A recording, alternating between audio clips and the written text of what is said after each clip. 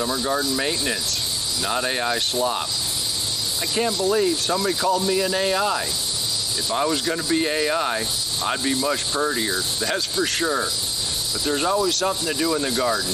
And right now, let's talk about summer garden maintenance. Whether it's trellising, whether it's pruning, whether it's bug control, there's always something to do in the garden. Just like this grape, want to keep that prune back.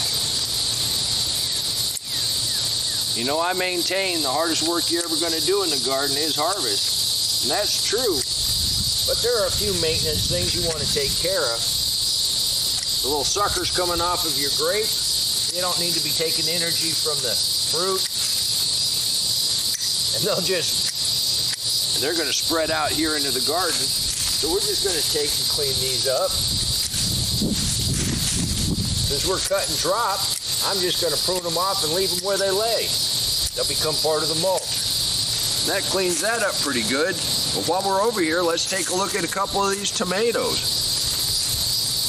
Part of your trellising is you want to stay after it.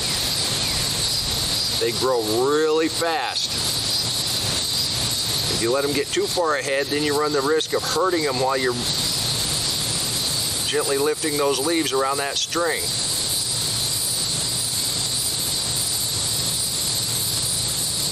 This one's got a ton of tomatoes on it. We're just letting those get ripe. And while we're here, look at that. Beans already reaching over here. It'll run up this string trellis if we don't train it. Let's get it back over here. Help it out a little bit. While we're at this, if we have any suckers, just go ahead and pinch those out. Now you can go ahead and root and start those. And while we're at it, if you have any thin spots, just put a little extra mulch in around it. And if you see any damage on any of the lower leaves, go ahead and remove those. The rest of that looks pretty good. Forage looks pretty good. And let me go down this line. We'll wrap anything that needs to be wrapped. We'll add a little mulch where it needs to be added.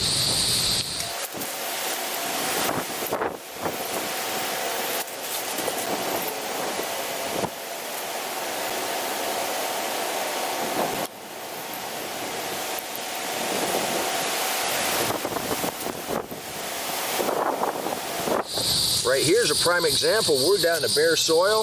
We've got 1, 2, 3 basil plants that came up from seed. We don't want any weeds starting here, so we're going to go ahead and mulch in heavy around these.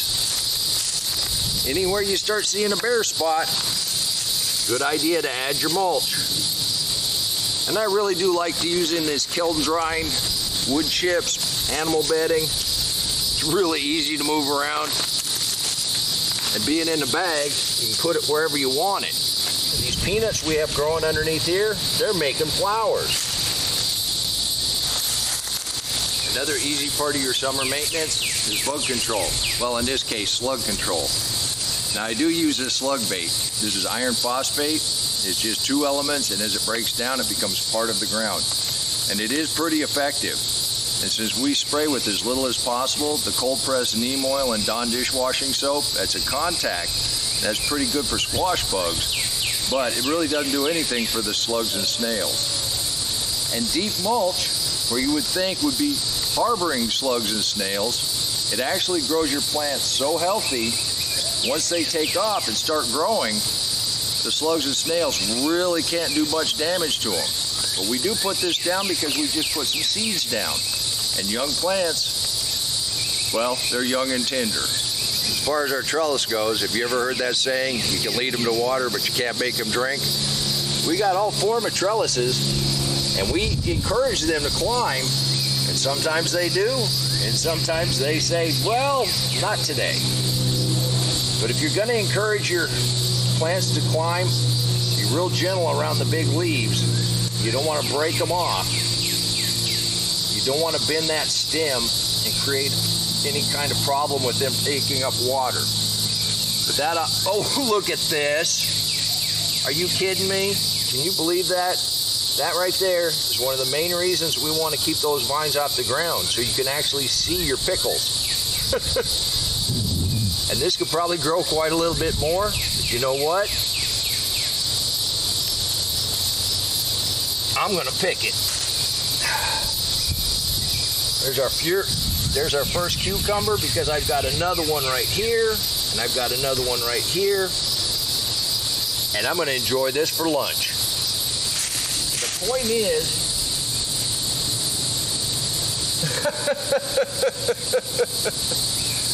well, I think we got our second cucumber. You see that down in there? Look at that. That's beautiful. My point being was it doesn't really matter what you're using for trellising. It can be very simple. We're using the outside fence that we're using to keep the deer out. We're also using strings, and then anything else I can cobble together. Another one in your summer maintenance is you want to check for water. But in the deep mulch, now this cucumber right here, it looks like it probably needs water.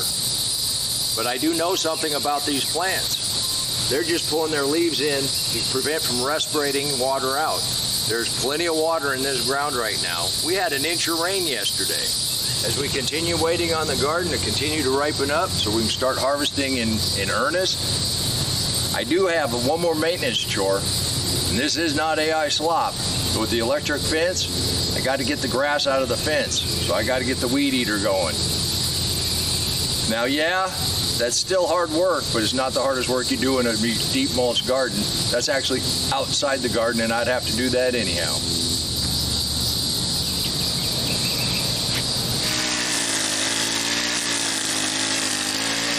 Again, you don't want your giant squashes to be touching the hot wire. Not good for the squash or the hot wire. Just help it to go the right direction. Oh, we got a little ivy creeping in that used to be around these trees.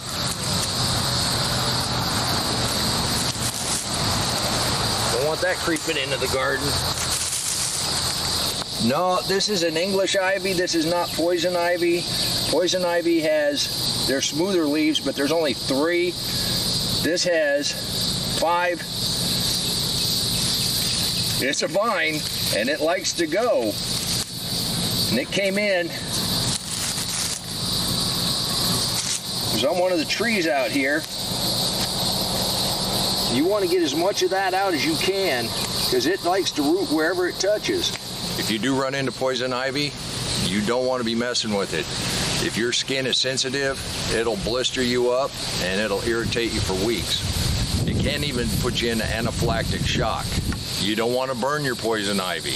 You don't want to pull it down and put it on a burn pile. That smoke will irritate your lungs. The best way to deal with poison ivy is get one of those masks that they used to make us wear, some glasses, some gloves that you don't mind throwing away, plastic bag, gently put it in that plastic bag. When you're done, you remove your gloves, put those in the plastic bag, the mask in the plastic bag. You can wash your glasses, tie it up, get it out to the trash. Then get inside by your wash machine, peel off gently, get those in the washer and get them washed. That oil, that will last on your clothes. That's the best way to handle poison ivy, unless you want to use herbicide.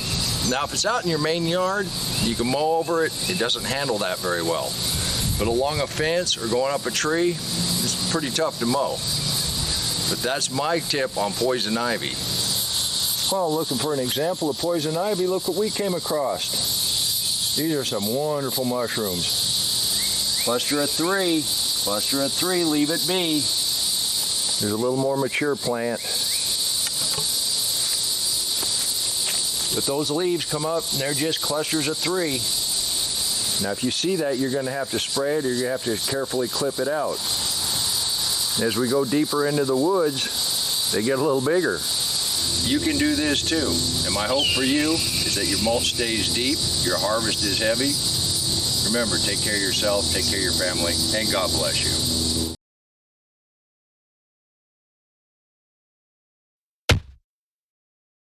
Come on, let's plant. Let's go plant garden.